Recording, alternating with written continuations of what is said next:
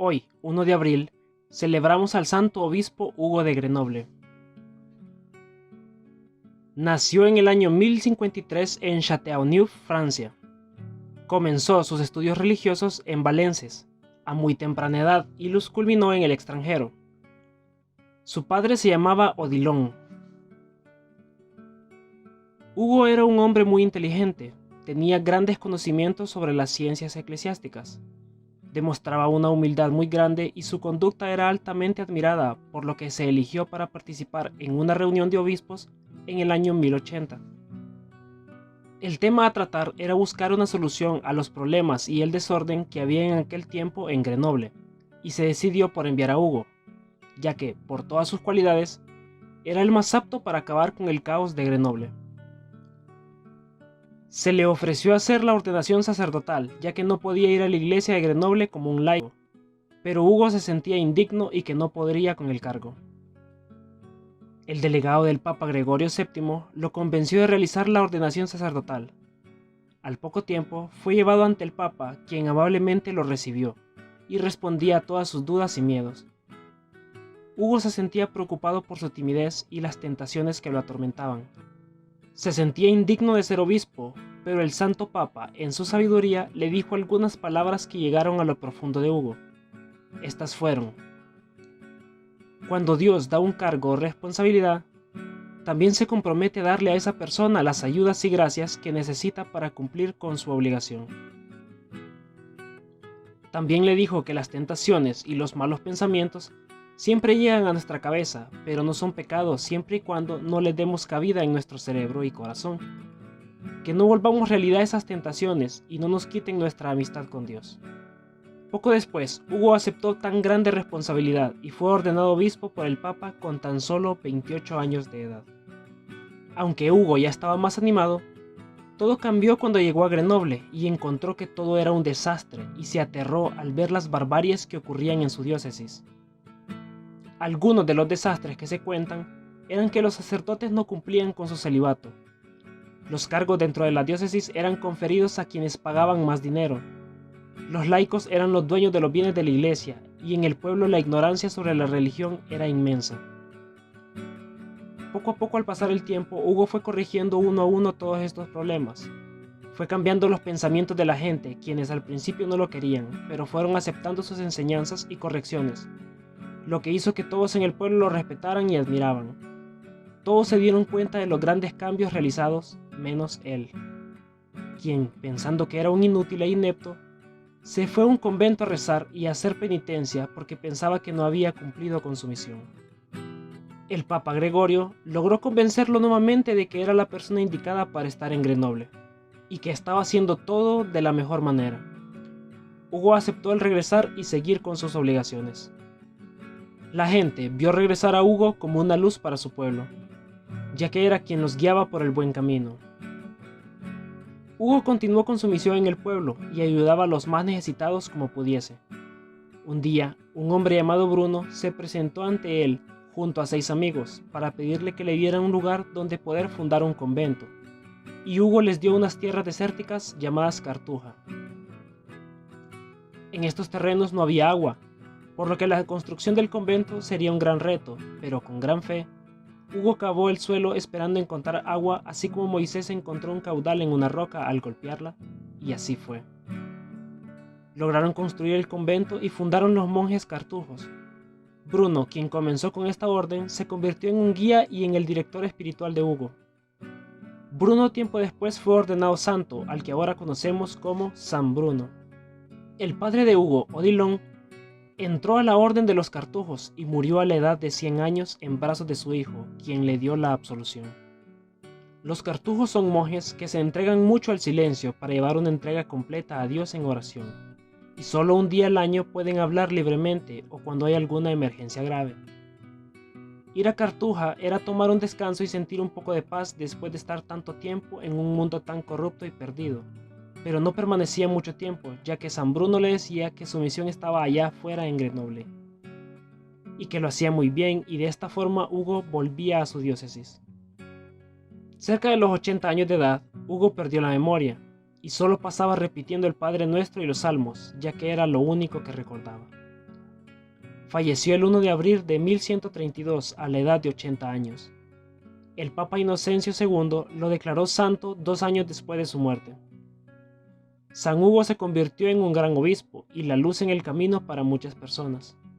Un santo que merece mucha admiración por toda la santidad que vivió. San Hugo ruega por nosotros. San Francisco de Paula. En este día se recuerda la memoria y la vida en santidad de muchos santos, pero el que más destaca es Francisco de Paula, el cual te contaremos ahora un poco sobre su vida. En Paula, Italia, nació un niño en el año 1416, al que sus padres lo bautizaron con el nombre de Francisco. El pequeño fue creciendo como cualquier niño, pero un día le dio una grave enfermedad en los ojos, y la cual tendría consecuencias fatales. Sus padres no encontraban solución alguna para dicha enfermedad. Ellos comenzaron a rezar y a pedir a San Francisco de Asís su intercesión para que el niño sanara. Ofrecieron un voto de que Francisco pasaría un año entero en un convento de la Orden de los Franciscanos si era sanado.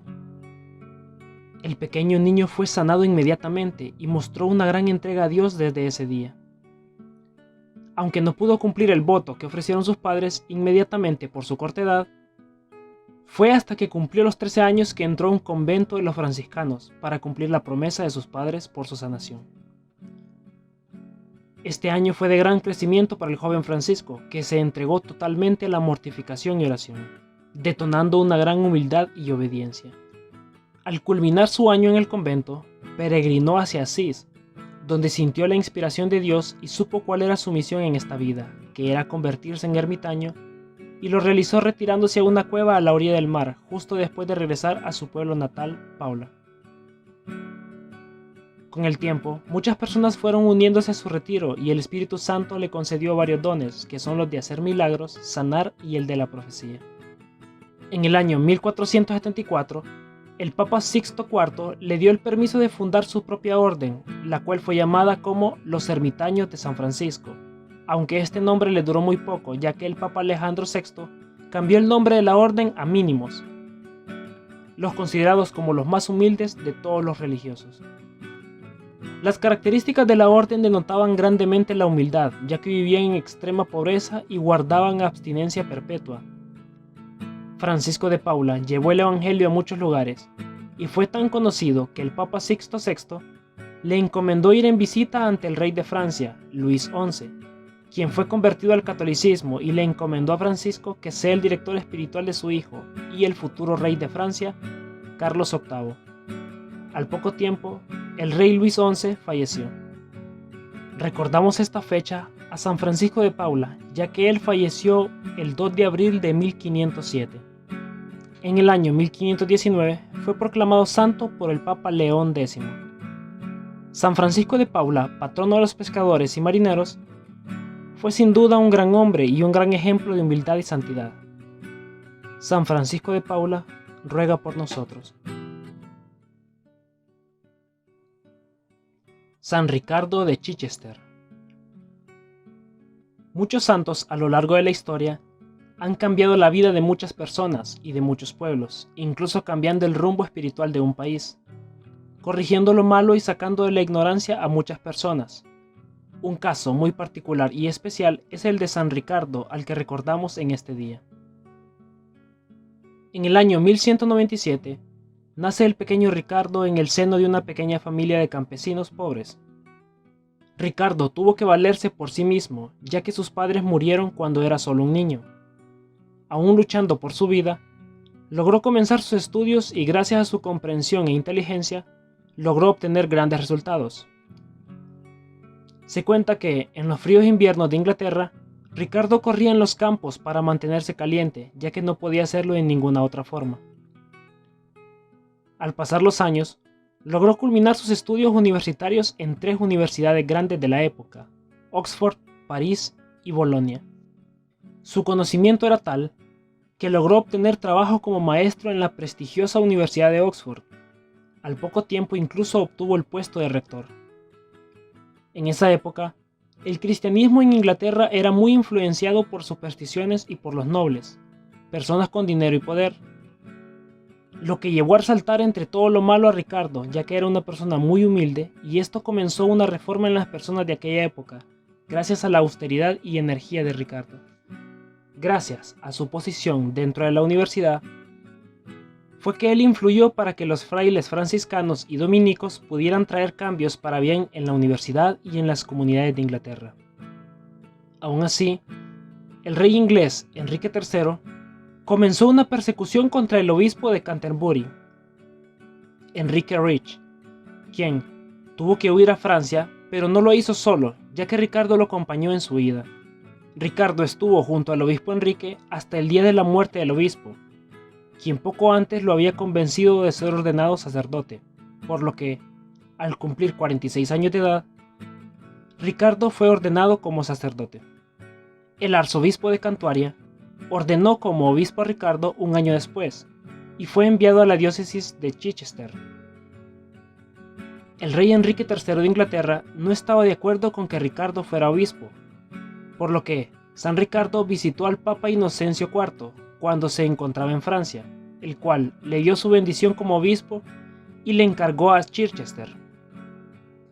Ya que aún no era aceptado por el rey, Ricardo cumplía su misión como obispo, yendo vestido como mendigo y visitando a los pobres y pescadores, ocultando todo rastro por donde pasaba. El rey aceptó a Ricardo como obispo hasta que el Papa lo amenazó con excomulgarlo de la iglesia si no aceptaba que Ricardo cumpliera su misión como obispo. 9 años cumplió con su función Ricardo, pero de la mejor manera posible, ya que logró muchos cambios para bien en las personas, transformando a muchos y levantando a la iglesia en el país inglés. Su austeridad, conocimiento, honestidad, humildad, gran amabilidad y preocupación por las personas en extrema pobreza es que logró hacer todos los cambios que realizó en su vida como obispo. El 3 de abril de 1253 fallece Ricardo a los 56 años de edad. No fue hasta el año 1262 cuando fue canonizado por el Papa Urbano IV. San Ricardo de Chichester ruega por nosotros.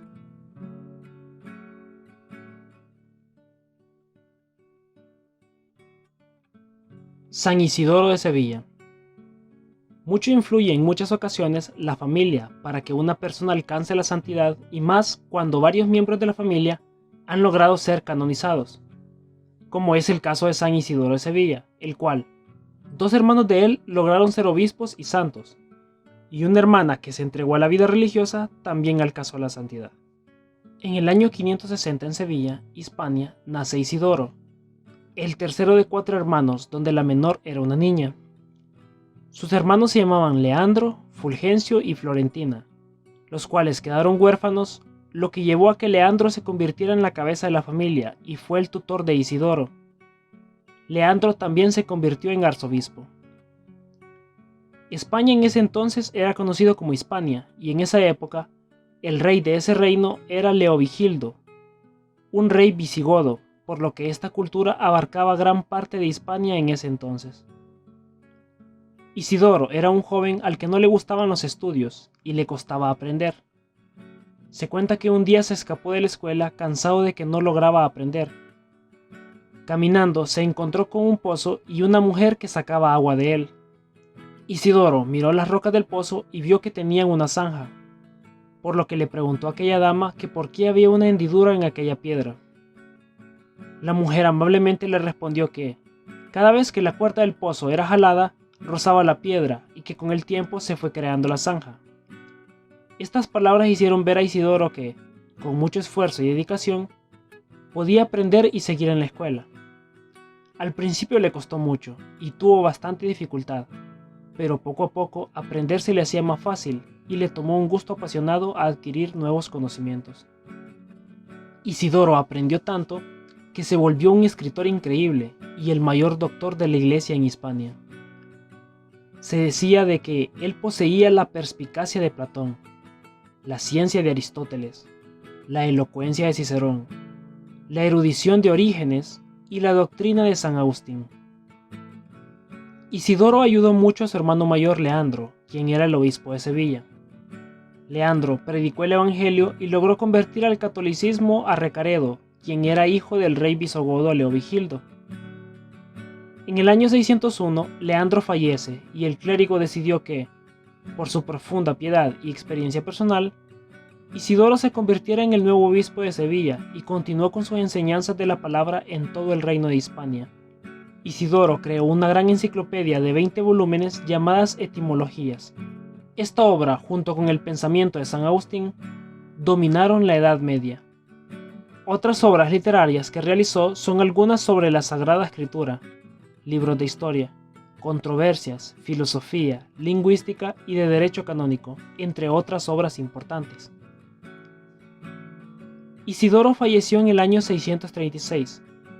Fue canonizado hasta 1598, pero no solo por sus grandes conocimientos e inteligencia, sino también por su profunda entrega a Dios, su admirable humildad, increíble caridad, y por todo lo que hizo para llevar la palabra en todo el reino. Es el patrono de los estudiantes, de la informática, de los topógrafos y humanidades, aunque también se le considera el patrono del Internet, aunque esto todavía no es oficial.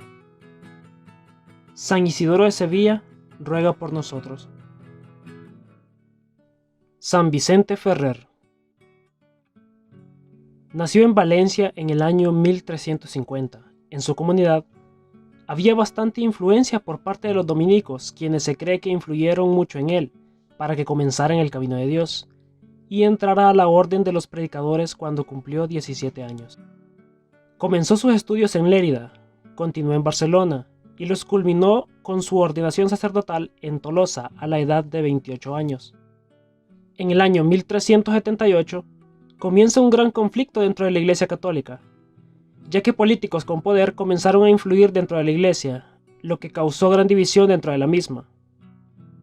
Un ejemplo claro de este problema es que, ese mismo año, políticos franceses y algunos cardenales no aceptaron como papa a Urbano VI, y ellos impusieron a Clemente VII, quien no residía en Roma sino que en Aviñón, y por eso se le conoce como el Papa de Aviñón. 40 años duraron estos conflictos, los que ayudaron y motivaron a Vicente a entregarse más a Dios y a predicar su palabra. El cardenal Pedro de Luna convenció a Vicente de que el Papa Clemente VII era el correcto y debía de predicar por toda Europa bajo el mandato del Papa impuesto por los franceses. Esto generó un gran conflicto con Santa Catalina de Siena, quien defendía que el Santo Padre era Urbano VI, lo que generó más división dentro de la Iglesia. Este conflicto hizo pensar a Vicente que el fin se acercaba, ya que había problemas grandes dentro de la Iglesia por su división. En 1394 muere el Papa Clemente VII y su sucesor fue el cardenal Pedro de Luna, quien sería llamado Benedicto XIII. En el año 1397, Vicente cayó gravemente enfermo. Un año después, el 3 de octubre de 1398, San Vicente tuvo un sueño donde Jesucristo, junto a San Francisco y Santo Domingo de Guzmán, le encargaban la conversión y arrepentimiento de las personas. Al despertar, su enfermedad había desaparecido y estaba totalmente sano. San Vicente predicó por gran parte de Europa, llevando la palabra a muchas regiones e influenciando a la gente a arrepentirse y convertirse, ya que el fin estaba cerca, lo que llevó a la conversión y arrepentimiento de muchas personas a lo largo del continente, quienes catalogaban a Vicente como un profeta. Quienes lo escuchaban le decían a Vicente el ángel del Apocalipsis. Los fieles de la iglesia se estaban uniendo y poco a poco se fue desapareciendo esa división, culminando este gran conflicto en noviembre de 1414, con el Concilio de Constanza, donde ambos papas, Benedicto XIII y Urbano VI, renunciaron a su cargo para que se eligiera correctamente a su próximo sucesor, quien sería el Papa Martín V. Con gran humildad y por amor a la iglesia, Vicente deja el camino que comenzó bajo la influencia del antiguo cardenal Pedro de Luna, y continúa predicando por toda Europa ya con un nuevo papa. Antes del Concilio de Constanza, Vicente le contó su sueño a Benedicto XIII, lo que se cree que influyó para que este último tomara la decisión de renunciar a su puesto como papa por el bien de la iglesia. El 5 de abril de 1419, Vicente fallece mientras se encontraba en Vannes. San Vicente fue canonizado el 29 de junio de 1455 por el Papa Calixto III. Se le adjudican a San Vicente un aproximado de 870 milagros realizados por toda Europa mientras era predicador. Un gran ejemplo de que hay que realizar nuestra misión en la vida de la mejor manera. San Vicente vivió la división de la iglesia y luchó para su unificación. San Vicente Ferrer ruega por nosotros. Santa Gala de Roma. Muy poco se sabe de Santa Gala, más allá de lo que relató el Papa San Gregorio I sobre ella, lo cual es lo siguiente.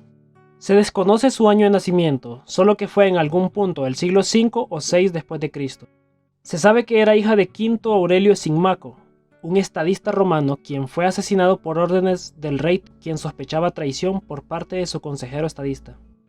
Santa Gala fue casada a la fuerza con un joven de nombre Patricio. Se desconocen más datos de su esposo más allá de que murió un año después. Los doctores de aquellos tiempos le dijeron a Gala que debía casarse o le crecería la barba, y quisieron forzarla de nuevo a contraer matrimonio, pero Gala tenía otros planes y se consagró a Dios entrando a una congregación de vírgenes consagradas. Gala vivió con gran humildad toda su vida, se dedicó a la oración y a ayudar a los pobres. Se conoció en muchas zonas el nombre de Gala por la gran persona y la santidad que irradiaba con sus actos y humildad. San Gregorio nos cuenta que Santa Gala enfermó de lo que se cree actualmente que fue cáncer, y días antes de morir soñó que San Pedro la invitaba a entrar en el reino de los cielos, y que ella aceptó, pero le pidió que también entrara su amiga Benita, que también era muy entregada a Dios. San Pedro le respondió que estaba bien y que en 3 días ella entraría al cielo y que dentro de un mes lo haría su amiga. Lo cual sucedió exactamente de esa manera, ya que 3 días después de ese sueño, Gala falleció, y al mes lo hizo su amiga Benita.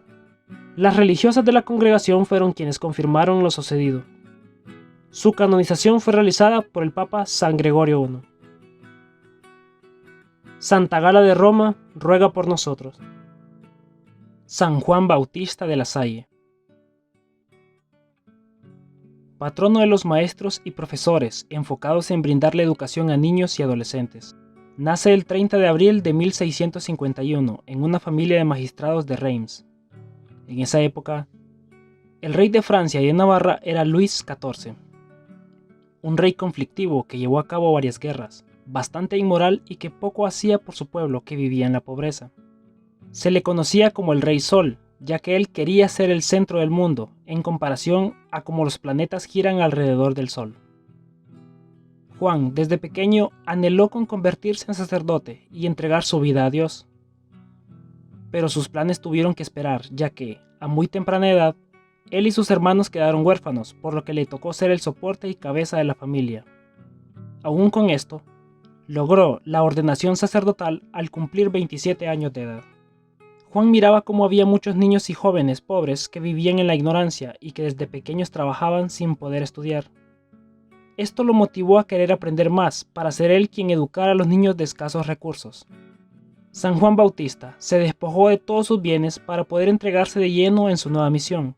De esta forma, comienza a buscar a más personas con quien poder realizar esta humilde tarea y de esta forma comienza una congregación religiosa llamada los Hermanos de las Escuelas Cristianas. Esta congregación era un poco diferente a otras de la época, ya que, aunque él era sacerdote, los demás miembros de la congregación eran laicos religiosos, lo que al principio conllevó desconfianza y problemas, pero San Juan logró salir adelante ante toda adversidad, y esta ardua labor y dedicación en su misión no solo hizo crecer más la congregación y hacer que los niños y jóvenes pobres tuvieran una educación digna, sino que motivó a otros a crear otras instituciones seculares como los maristas. En el mundo secular también tuvo gran impacto, ya que muchas de las formas de enseñanza actuales fueron utilizadas por primera vez por San Juan, como clases organizadas y orientación profesional o la formación sistemática de los profesores por medio del curso normalista. También comenzó con la enseñanza a varios niños al mismo tiempo. En aquel tiempo, a cada niño se le enseñaba por aparte, por lo que solo los más privilegiados recibían educación digna. Gracias a todas estas reformas, se le considera a San Juan Bautista de la Salle como el precursor de la enseñanza popular generalizada. El Instituto de los Hermanos de las Escuelas Cristianas continúa hoy en día en más de 85 países. San Juan vivió toda su vida con humildad. Recorría grandes distancias a pie y sin llevar dinero para gastos en el camino, solo para llevarle educación a niños en lugares distantes. Él era el superior de la congregación y se sentía indigno de serlo, Incluso llegó a renunciar de su puesto, ya que algunas personas levantaban calumnias contra él. Pero los hermanos de la congregación no le permitieron renunciar y dijeron que no aceptarían a nadie más como el superior. Después de una larga vida enseñando, ayudando a los más necesitados y de entregarse a Dios, San Juan fallece el 7 de abril de 1719 con 69 años de edad. Fue canonizado en el año 1900 por el Papa León XIII. San Juan Bautista de la Salle ruega por nosotros. San Alberto de Jerusalén. Alrededor del año 1150 nace el pequeño Alberto en Italia. Desde muy temprana edad fue demostrando su entrega a Dios, por lo que se hizo un fraile agustino y al poco tiempo fue ordenado sacerdote. Y en 1180 se convierte en el prior del monasterio, quien es el superior de la orden. 4 años después es elegido como obispo de Bobbio y un año después de Berbelli, donde estuvo como obispo durante 20 años.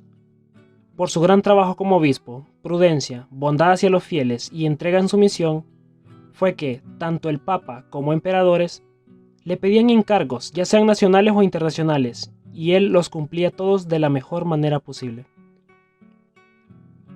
Muchas personas recurrían a Alberto y él siempre les ayudaba con sus problemas, pero ninguna tarea fue tan difícil como la encomendada por el Papa Inocencio III, que era de acudir a Palestina a ayudar y regresar a la fe a los cristianos en los momentos difíciles de las cruzadas, cuando los mahometanos habían tomado la zona. Muchos cristianos abandonaron su fe por miedo a los mahometanos, y muchos otros se entregaron al pecado. Alberto sabía que era una tarea difícil y pidió ayuda y sabiduría a Dios. Comenzó con la evangelización en el país, en la que se notó grandemente la bendición de Dios, ya que poco a poco regresaron los cristianos que habían abandonado la fe por miedo e incluso muchos mahometanos fueron convertidos al cristianismo. Muchas personas de aquellos lugares hablaban sobre la santidad, la humildad, bondad y la sabiduría del obispo Alberto. Vivió por muchos años en Acón, ya que Jerusalén estaba tomada por mahometanos. Se ganó el cariño de muchas personas y lo seguían en su misión. Pero también muchas personas de mal corazón lo odiaban. Una de estas era el antiguo maestro del Hospital del Espíritu Santo, quien fue despedido de su cargo ya que era un criminal y llevaba una mala vida. Como venganza, aquel hombre apuñaló a Alberto durante la fiesta de exaltación de la Santa Cruz, lo que le causó la muerte al santo. Muchas personas han continuado en el camino de Alberto hasta hoy en día, defendiendo a la Iglesia ante otras religiones, quienes persiguen a los cristianos a lo largo de todo el mundo. San Alberto se convirtió en uno de los héroes más grandes dentro de la Iglesia. San Alberto de Jerusalén ruega por nosotros. San Leopoldo Mandic. En mayo de 1866 nace en Dalmacia, Yugoslavia, un pequeño niño dentro de la familia Mandic. Era el número 12, y como este es el número de los apóstoles de Jesús, fue llamado Bogdan, que significa dado por Dios. Bogdan era de pequeño tamaño, su complexión física era bastante delgado y muy débil, y padecía de varias enfermedades, lo que causó que muchos niños se burlaran de él. Aún así, Bogdan era alguien con mucho espíritu, muy entregado a lo que hiciese y muy estudioso. Logró culminar sus estudios de primaria en la escuela de Dalmacia y a los 16 años logró entrar a la orden de los capuchinos, en donde se le dio el nombre de Leopoldo. En aquel tiempo, había gran división en el país por los ortodoxos, lo que motivó más al joven Leopoldo a estudiar más y prepararse para llevar la palabra de Dios a muchas personas. Continuó sus estudios hasta lograr ordenarse sacerdote cuando estaba en Venecia. Incluso aprendió a hablar varios idiomas, entre ellos el esloveno, serbio y griego. Ya siendo sacerdote, solicitó a sus superiores que lo dejaran ser misionero para ir llevando la palabra por muchos lugares. Pero por su débil salud, su solicitud fue rechazada y se le encargaron servicios pastorales dentro de la orden. Era trasladado de un convento a otro y él seguía sus responsabilidades con obediencia y dedicación. Leopoldo tenía problemas de visión, un pequeño grado de dislexia por lo que no hablaba bien, artritis y algunos problemas más por lo que incluso la predicación se le dificultaba. Leopoldo fue enviado a Padua, donde en su basílica se encuentran los restos de San Antonio, por lo que muchas personas llegaban en peregrinaciones a la ciudad y Leopoldo confesaba a los visitantes. Aquí fue donde Leopoldo demostró el gran talento, inteligencia y sabiduría que poseía. Todo eso que había tenido guardado dentro de su alma y de lo que no había podido hacer uso antes. Se convirtió en un gran confesor a tal punto que las personas lo buscaban y sorprendía a muchos que un padre con dificultad de habla y salud atrajera a tantas personas para que confesaran sus pecados. El secreto de Leopoldo era su sabiduría, ya que confesaba con gran paciencia, bondad y comprensión. Era una esperanza para las personas y un guía para muchos que perdían el camino de su vida, pero él los devolvía al sendero de Dios. Durante 33 años, Leopoldo realizó su misión, transformando a muchos y no descansó ni un solo día. Solo dormía 4 horas y pasaba 12 horas en el confesionario. Esto, más la poca comida que consumía y las incontables enfermedades, le producían mucho dolor y sufrimiento, pero que él alegremente se lo entregaba a Dios para la conversión de todos los hermanos separados y pecadores. El 30 de julio de 1942, Leopoldo fallece de un cáncer en el estómago. En 1983, San Juan Pablo II lo canoniza y lo proclama como héroe del confesionario. Muchas veces tenemos sueños que queremos realizar, pero Dios nos tiene otras misiones que sabe que podemos cumplir y con las que ayudaremos a muchos más que cumpliendo lo que nosotros queremos. Leopoldo lo entendió siendo muy joven y se entregó a Dios para ayudar a muchas personas. San Leopoldo ruega por nosotros. Santa Magdalena de Canosa. En 1774 nace en Veneto, Italia, Magdalena Gabriela, quien, con tan solo 5 años de edad, queda huérfana de padre y su madre, queriendo contraer matrimonio de nuevo, deja a su hija a personas extrañas que la críen bajo una rígida educación francesa, lo que a la pequeña Magdalena afectó ya que no tenía el cariño materno, pero eso no la detuvo y se dedicó desde muy pequeña al estudio y a la piedad cristiana. Desde muy pequeña denotó su gran entrega a Dios en la oración, estudios y en las obras de caridad hacia los pobres. Siendo una joven inteligente y hermosa, rechazó el casarse y comenzar una familia, por lo que decidió entregar su vida a Dios y solicitó entrar a la Orden de las Carmelitas de Cornelio, donde fue aceptada 2 veces. Pero las 2 veces ella se retiró porque no se sentía en consonancia con la vida inspirada de Santa Teresa de Carmelo, fundadora de las Carmelitas.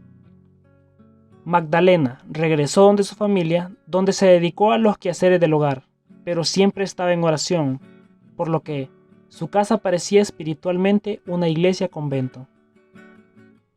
Al cumplir 33 años, ella sintió la vocación de ayudar a otros y no había mejor momento para hacerlo que aquella época.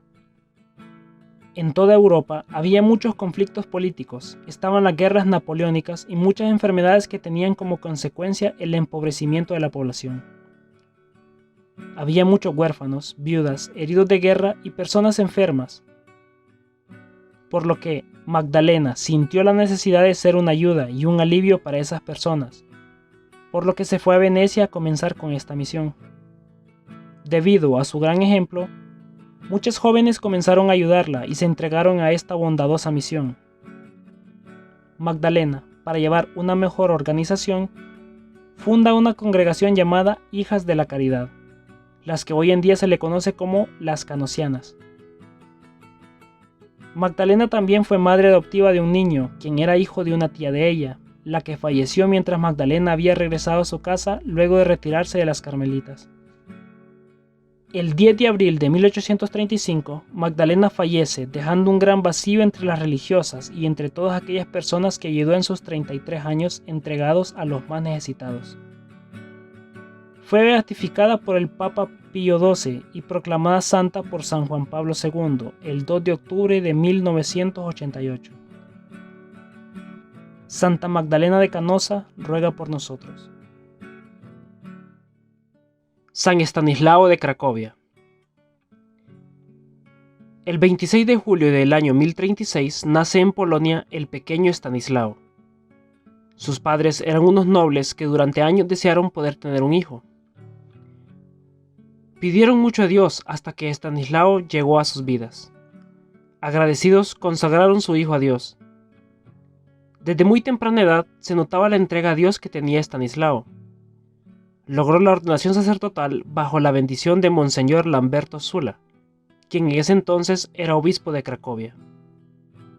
En el año 1072, San Estanislao es consagrado obispo de Cracovia tras la muerte del Monseñor Lamberto Sula. En aquella época, el reino de Polonia no tenía mucho tiempo de haberse formado, y tampoco el catolicismo tenía mucho tiempo de haber llegado por aquellas zonas, por lo que había un caos y enfrentamientos entre los católicos y ortodoxos. Sumado a esto, la situación delicada entre los eslavos y germanos de aquella época hacían más difícil la situación de la iglesia dentro de aquel reino. A todo esto todavía podemos sumarle que el rey desde el año 1058 era Boleslao II, un hombre libertino, opresor, guerrero y cruel. Estanislao era de los pocos que se oponían a las crueldades e injusticias del rey, por lo que se ganó el odio del mismo, y eran frecuentes las confrontaciones entre el santo y el rey. Entre esas injusticias, la que más se cuenta es de que el mismo rey mandó a raptar a una mujer esposa de uno de los hombres más influyentes del pueblo, lo que llegó a oídos de Estanislao, quien amenazó con la excomunión a aquel rey, lo que generó más odio de este hacia el santo. Estanislao es recordado como un hombre con mucha paciencia, sabiduría, inteligencia, ingenio, obediencia, disciplina y un gran apoyo para los pobres y los más necesitados. Lo que generaba más el desprecio del rey, quien el 11 de abril de 1079, cansado de tener al obispo de Cracovia en contra de él, mandó a sus soldados en medio de una misa a quitarle la vida, los cuales no pudieron hacer nada y misteriosamente se fueron de la iglesia, lo que enfureció más al rey Boleslao II, por lo que él mismo se dirigió hacia el santo a apuñalarlo, lo que le causó la muerte ese mismo día a Estanislao. Hoy en día, San Estanislao es recordado por la gran persona que era, por la lucha para defender a la iglesia que tuvo toda su vida. Hoy se le considera un héroe nacional en Polonia. El 17 de agosto de 1253 fue su canonización. Estanislao es el patrón de Polonia, de los jóvenes y de los novicios jesuitas. San Estanislao de Cracovia ruega por nosotros. Santa Gema Galgani. El 12 de marzo de 1878, en Borgonovo de Capanori, Italia, nace una pequeña niña, siendo la cuarta de 8 hijos, pero la primera en ser mujer. Un día después es bautizada con los nombres de Gema Hipólita Pía. Al mes, su familia se fue a vivir a Lucca. Desde los 4 años, sus padres y familiares notaron la gran entrega a Dios y la santidad que irradiaba la pequeña Gema. Ella fue criada y encaminada por el camino de Dios, por su madre de nombre Aurelia Landi. Su padre se llamaba Enrique Galgani. Aurelia estaba enferma y sabía que en algún momento dejaría a su hija, por lo que ella le decía de la mejor manera lo que pasaría. Aurelia le decía: «Hija mía, pronto tendré que dejarte y no podré estar contigo. Si pudiera te llevaría, pero no es posible. ¿Te gustaría venir conmigo?». A lo que la pequeña Gema le respondía: «¿Hacia dónde vamos, mamá?». Y su madre le contestaba: «Al cielo, con Jesús y los ángeles». Aurelia quería dejar bien a su hija antes de partir, por lo que la preparó para recibir la confirmación antes de que ella se fuera de este mundo. El 26 de marzo de 1885, Gema recibe el Espíritu Santo y escucha una voz que le dice lo siguiente: «¿Quieres darme a tu mamá de buena manera?». A lo que Gema respondió: «Sí, pero llévame a mí también». A lo que la voz le respondió: «No, dame a tu mamá generosamente. Tú debes quedarte con tu padre por ahora. Me llevaré a tu mamá al cielo. ¿Me la entregas de buena manera?». A lo que la niña, muy triste, respondió que sí. Al llegar a su casa no paraba de llorar, mientras miraba a su madre y pensaba en lo que había dicho aquella voz, que no era nadie más que el Espíritu Santo. El padre de Gema, Enrique, temiendo que su hija no soporte la pérdida de su madre, la envía donde unas tías. El 17 de septiembre de ese mismo año, doña Aurelia fallece. Gema contaba que se sentía muy sola y que comenzó la búsqueda de una nueva mamá, pero no había nadie como su madre Aurelia. Un día rezando, se dio cuenta de que estaba María aún como su madre, por lo que ella se entregó a Nuestra Madre Santísima y Gemma cuenta que se sentía protegida, aliviada al hablar con María y que ella la tomaba en sus brazos y le daba paz. Gemma entró a un retiro de 15 días como preparación para recibir la comunión. Sor Camila Baglienesi apoyaba a Gemma en su camino y en enseñarle sobre la pasión de Cristo. La santa contaba que mientras escuchaba lo que sufrió Jesús, ella sentía un gran dolor en su cuerpo. Un día, Sor Camila tuvo que dejar de contarle sobre la pasión de Jesucristo, ya que Gemma le dio una fiebre muy alta y al dejar de relatarle la vida de Jesús, la fiebre desapareció. El 17 de junio de 1887, Gemma recibe la comunión y fue en ese momento donde quedó más conectada a Dios y descubrió su vocación, que era entregar su vida a Dios y ayudar a Cristo a llevar la cruz. De aquí en adelante, Gemma sufrió durante mucho tiempo, ya que su familia quedó en la bancarrota, por lo que tuvo que irse a vivir donde unas tías. Poco a poco se fue retirando de la vida cristiana y casi cae en los pecados del mundo, pero de pronto le dieron varias enfermedades que le deformaron los huesos y le causaban mucho dolor.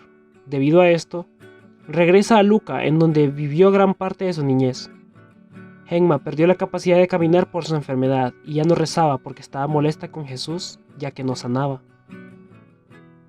Una vecina le llevó la biografía de Gabriel de la Virgen de los Dolores, para que ella viera que no era la única que ha pasado por situaciones así y que han entregado su vida a Dios.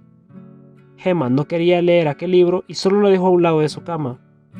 Ella cuenta que un día, cerca de la medianoche, fue tentada por el diablo. Le decía que, si sucumbía ante el pecado, sería sanada. Por lo que ella pidió al venerable Gabriel, hoy en día canonizado santo, su intercesión. Y repetía, primero el alma, después el cuerpo.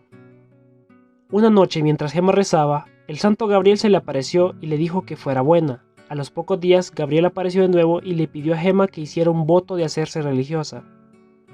Gemma le preguntaba el por qué y solo le respondió, hermana mía, y desapareció. Gemma comenzó a hacer una novena al Sagrado Corazón, pero no pudo terminarla por su enfermedad. Una noche, mientras rezaba el rosario, una mujer le puso su mano en la frente y le preguntó si quería curarse, a lo que Gemma respondió que ya todo le daba igual.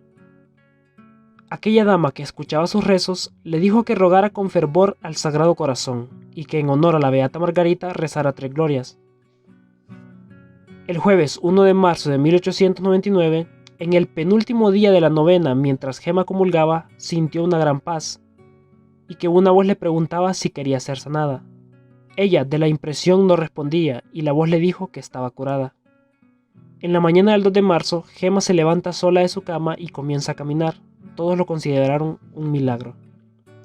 La santa aún era muy delgada y parecía débil después de haber estado tanto tiempo enferma, tanto que en ningún convento de religiosas era aceptada.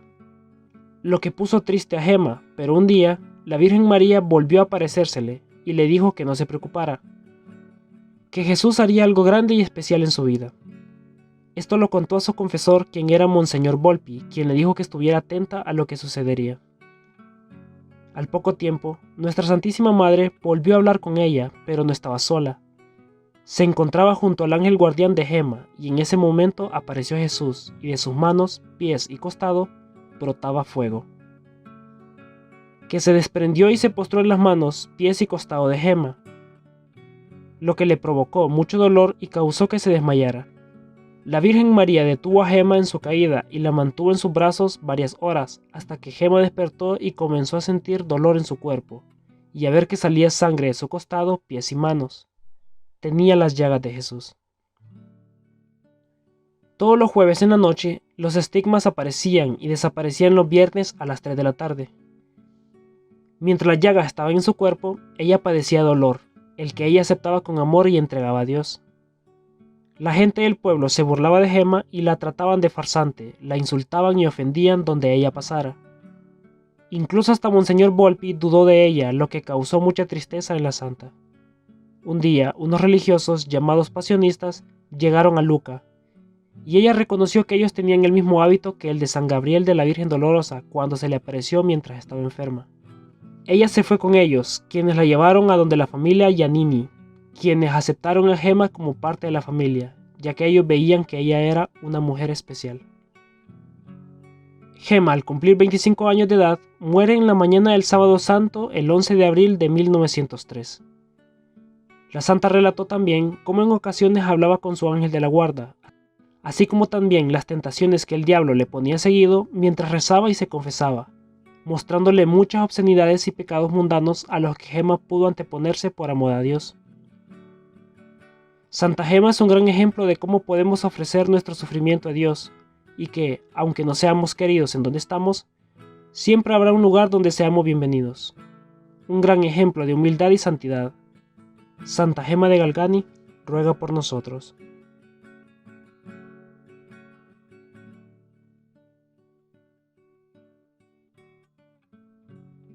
En el año 649 es elegido el 74 pontífice de la Iglesia Católica, el que fue llamado Martín. Fue el sucesor del Papa Teodoro. En aquella época había muchas personas que se habían convertido al cristianismo, que tomaban verdaderas las dos naturalezas de Jesús, pero consideraban que la voluntad de Jesucristo era solo la divina, dejando de lado su voluntad de ser hombre. A estas personas se les llama monotelitas. Una persona que profesaba su fe de esta manera era el emperador de Constantinopla, Constante II. El Papa Martín reunió a los obispos para condenar las herejías suscitadas por los monotelitas, en especial las del emperador, lo que generó la cólera de este, por lo que envía a un hombre llamado Olimpo a quitarle la vida al pontífice. Al llegar a Roma, Olimpo contrató a un sicario para que apuñalara al Papa durante una misa. El sicario se acercó a recibir la Eucaristía y en ese momento intentó apuñalar al pontífice, pero no pudo hacerlo, ya que de pronto quedó ciego, lo que causó que Olimpo se arrepintiera de lo que había hecho y pidió perdón al Papa, y también cambió su fe monotelita por la verdadera fe del cristianismo. Esto llegó a oídos del emperador, quien no estaba tranquilo con el resultado. Al pasar el tiempo, Olimpo fallece por una peste del año 653, lo que es aprovechado por Constante II, quien manda a muchos soldados a capturar al Papa. Estos llegaron a Roma y secuestraron al pontífice. Durante 15 meses, San Martín sufrió a manos de sus captores y no dejaban que los fieles se acercaran al Santo Papa. El 17 de septiembre del 654, llegan a Constantinopla, donde durante un día Martín fue colocado sobre una camilla, desnudo y frente a toda la ciudad. Recibió muchos insultos y humillaciones por parte de las personas de la ciudad. Luego de ese largo y doloroso día, es llevado a prisión donde los condenados a muerte son dejados encerrados toda su vida. 6 largos meses de hambre y sufrimiento pasó el santo pontífice en esta prisión. En marzo del año 655 es desterrado al desierto, donde pasó 4 meses más de hambre y dolor hasta la llegada de su muerte el 16 de septiembre del 655. A pesar de todo el dolor y sufrimiento que Martín pasó, nunca dejó de rezar y pedir a Dios por la Iglesia y sus feligreses. San Martín I ruega por nosotros. Santa Lidia de Schiedam. También se le conoce como Santa Ludivina o Santa Lidivina. Fue una gran mujer que padeció decenas de enfermedades durante la mayor parte de su vida. Nace en Schiedam, Holanda, en el año 1380.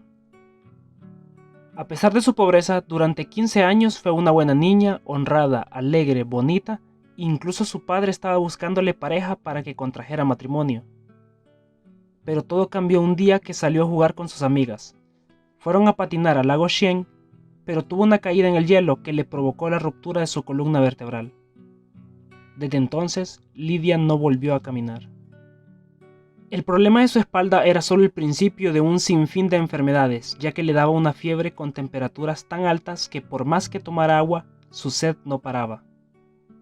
Pasaba vomitando y con mucho dolor, por lo que muy poco lograba dormir. Ella rezaba, pero siempre preguntaba por qué le tocó castigo tan cruel. Lloraba al escuchar a las demás niñas correr y gritar. En la parroquia de Schiedam acababan de nombrar un nuevo sacerdote, el padre Pot. Era un buen hombre y ayudaba a las personas, en especial a Lidia, que siempre la iba a visitar y era quien le llevaba la comunión. Un día, el padre Pot le regaló un crucifijo y lo colocó delante de la cama de Lidia.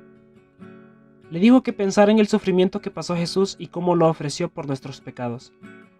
Le dijo también que Dios al árbol que más quiere, más lo poda, para que dé los mejores frutos. Así es con los hijos que más quiere, son los que más sufren. Y agregó, si Cristo sufrió tanto es porque el sufrimiento lleva a la santidad. Estas palabras ayudaron mucho a Lidia, ya que de aquí en adelante no volvió a pedir por su enfermedad, sino que alegremente ofrecía todo su dolor y sufrimiento por el perdón de los pecados de los demás. Su vocación era ofrecer su sufrimiento por la conversión de los pecadores. Lo que motivaba a Lidia y le daba fuerzas era la comunión y meditar la pasión de Jesucristo. Las enfermedades fueron en aumento y cada vez era peor, ya que perdió la vista en un ojo y en su piel comenzaron a salir llagas. Solo podía mover un poco el brazo izquierdo y tenía problemas de visión con el otro ojo. Se le inflamaron los nervios y le salió un absceso en el hombro. Las personas decían que parecía un cadáver en descomposición, pero que nunca vieron que se quejara o estuviera triste, sino que siempre pasaba alegre. Los que la visitaban también contaban que, al acercarse a ella, sentían un olor muy agradable que daban ganas de rezar inmediatamente. Al poco tiempo de estar paralizada en cama, Jesús se le apareció y le propuso un trato.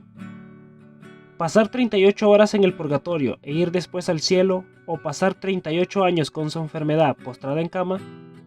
Lidia aceptó las 38 horas en el purgatorio, y así fue. Falleció y fue al purgatorio. Comenzó a cumplir su tiempo de sufrimiento y ella fue contando cómo pasaba el tiempo. Pasaron las 38 horas, pero aún seguía allí. Según lo que relata Lidia, esas 38 horas se convirtieron en 380 y luego en 3800 horas. Un ángel estaba cerca de ella y le pidió que fuera donde Jesús y le preguntara que por qué no cumplió la parte del trato. El ángel fue y regresó y le dijo a Lidia que solo habían pasado 5 minutos. Incluso su cuerpo terrenal estaba caliente aún.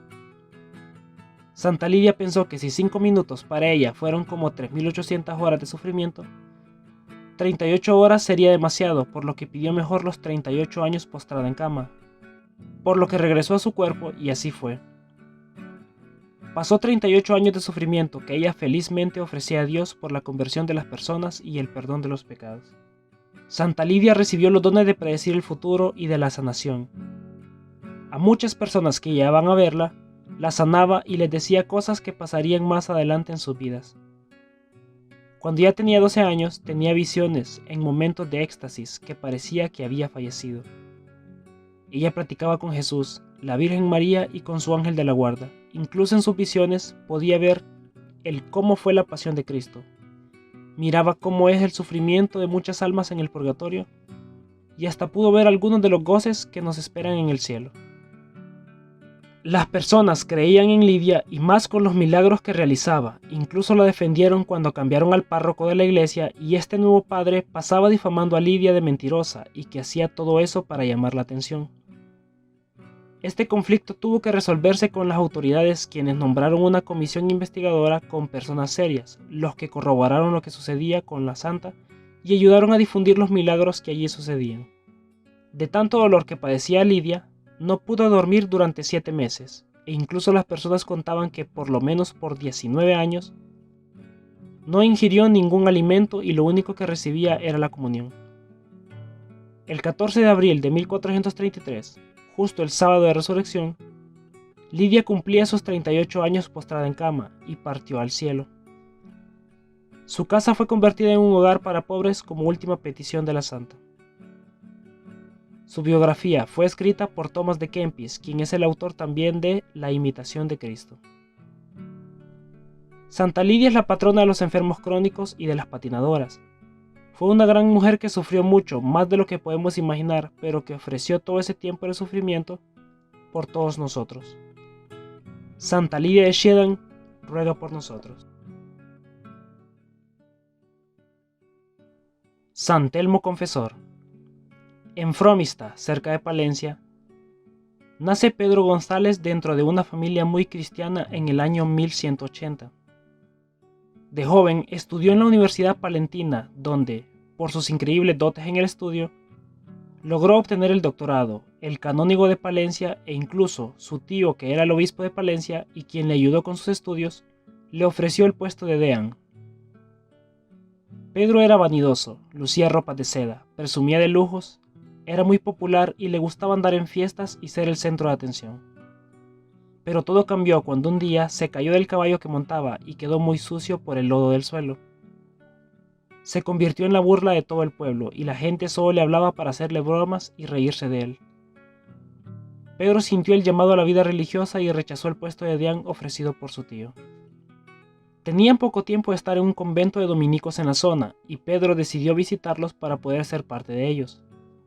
Fue admitido en la orden, se le llamaba Fray Pedro, y también logró realizar sus noviciados y votos religiosos.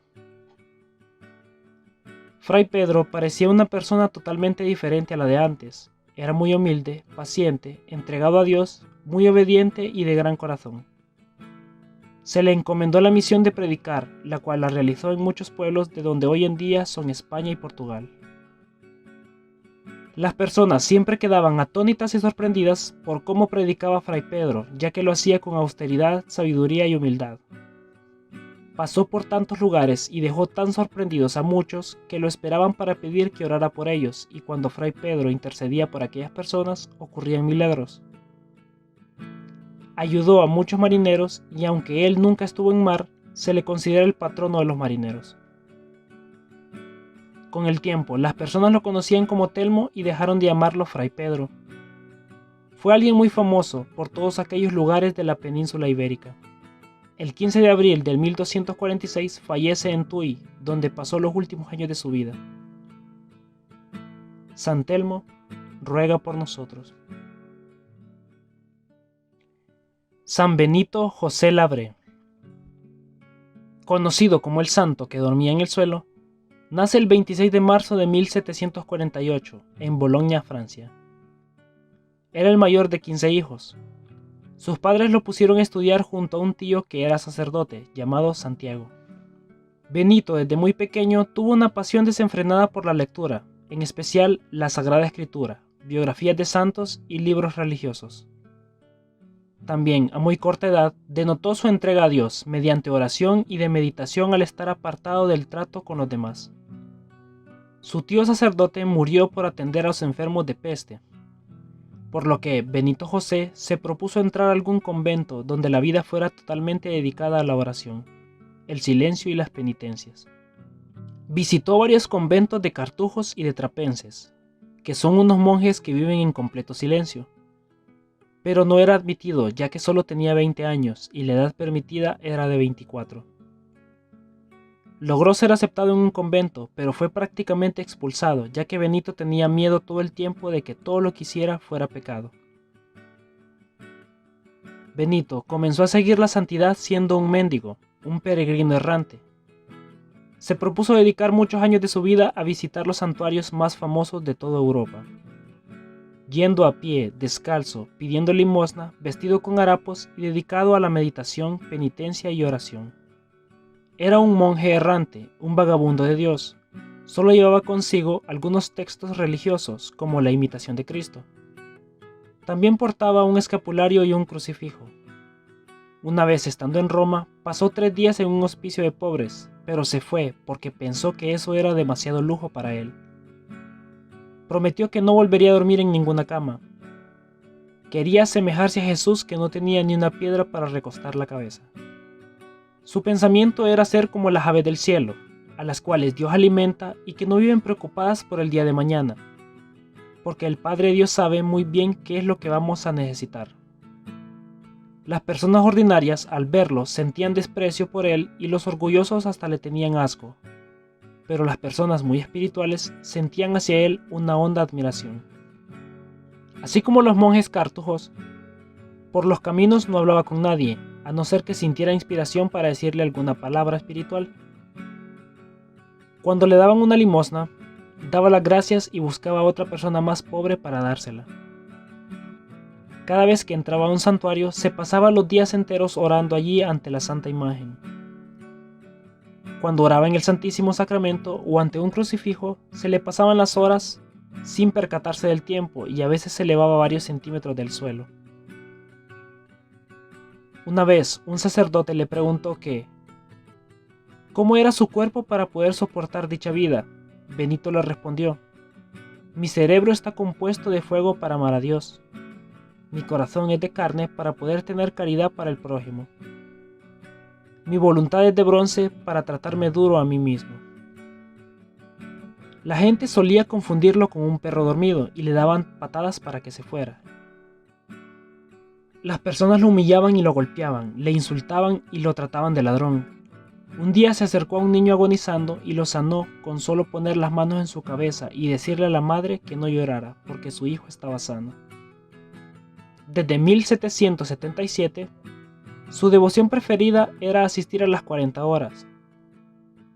Esta devoción consiste en exponer al Santísimo durante 40 horas y rendirle por turnos piadosa oración. Donde quiera que hubieran las 40 horas en un templo, allí estaba Benito José, los 3 días adorando el Santísimo Sacramento, tanto que la gente lo llamaba el Santo de las 40 horas. Entre los testimonios que hay sobre Benito tenemos a el padre Daffini, que vio a Benito en el Templo de los Santos Apóstoles, rodeado por un gran resplandor mientras adoraba la Santa Eucaristía. María Poeti lo vio lleno de resplandores y también vio cómo se elevaba sobre el suelo mientras adoraba al Señor en la Eucaristía. El padre Pompey, capellán de Santa María, vio que sobre el corazón de nuestro santo se veían llamaradas mientras adoraba la Eucaristía. Los últimos años pasaba los días enteros en los templos orando y por las noches iba a dormir en las ruinas del Coliseo. La debilidad por la edad lo obligó en sus últimos días a aceptar ser recibido en un albergue de mendigos de Roma, y allí, por su obediencia y piedad, llamó la atención de los encargados. Benito siempre se quedaba al último para recibir la comida. A principios de la Cuaresma de 1783, adquirió un resfriado, y el miércoles santo, mientras rezaba en el templo, cayó desmayado. Recibió la unción de los enfermos, y el jueves santo, en la madrugada del 16 de abril, pasó a la vida eterna. Los niños gritaban por las calles: «¡Ha muerto el santo!», y un gentío enorme acudió a venerar sus despojos. No fue hasta 100 años después de su muerte, en 1883, que fue declarado santo por el Papa. Benito José es el patrono de los solteros y de las personas sin hogar. San Benito José Labré ruega por nosotros. San Aniceto. Uno de los primeros santos de la Iglesia y fue el 11º pontífice. Como casi todos los santos de los primeros siglos, no se tiene mucha información de él, pero es algo seguro y que, como casi todos los primeros papas, murió siendo un mártir. San Policarpo, discípulo del evangelista San Juan, fue a donde el Papa Aniceto para hablar acerca de la fecha de Pascua y tras varios días y discusiones pudieron llegar a un acuerdo ya que la edad de San Policarpo era muy avanzada. Se eligió la fecha 17 de abril para la celebración de la Pascua, fecha que en el año 325 fue movida a la que usamos hoy en día, que varía según el equinoccio de primavera. Durante el papado de Aniceto, Marción fue un personaje importante en Roma y luchaba contra la Iglesia, ya que quería cambiar muchas cosas dentro de la misma.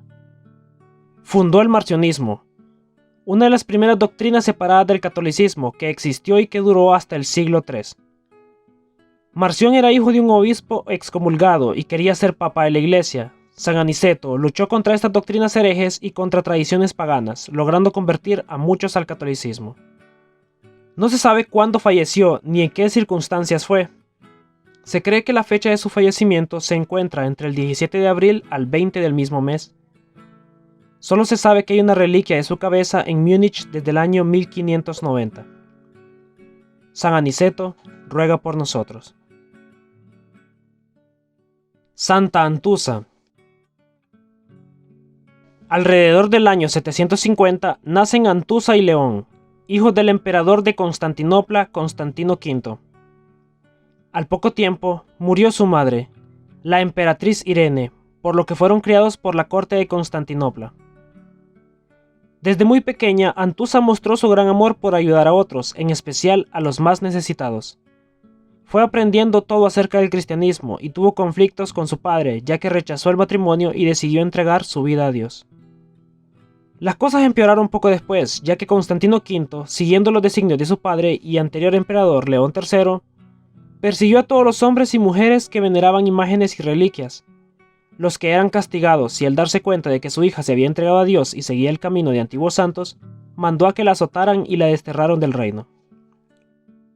En el año 775 muere Constantino V y es sucedido por el gemelo de Antusa, León IV, quien apoyó a su hermana a que regresara a Constantinopla y en la reparación y restauración de monasterios e iglesias destruidas por su padre. También rescataron a esclavos y se detuvo el perseguir a las personas que veneraban a santos y reliquias. En el año 784, Antusa recibe el hábito monacal del monasterio de Concordia y allí mismo pasó los últimos años de su vida hasta el año 801, cuando fallece por causas desconocidas. Algunos escritos afirman que fue mártir, pero no se indica la razón, por lo que esto no es reconocido por la Iglesia. Santa Antusa, ruega por nosotros. Santa Emma de Sajonia. De muchos santos antiguos es poca la información que hay sobre sus vidas. Solo son algunos datos concretos que conocemos de ellos, pero que, con esa poca información, sabemos que irradiaban santidad en donde estaban y que muchas personas fueron testigos de ello, y aún hoy en día hay pruebas, como es el caso de Emma de Sajonia. Santa Emma nació en una familia de nobles, por lo que poseía muchas riquezas y más aún que se casó con el hermano del duque de Sajonia, Ludger. Se cuenta que Emma era una mujer explosiva emocionalmente, solía pasar enojada e incluso incurrió en agresiones físicas con su marido en algunas ocasiones.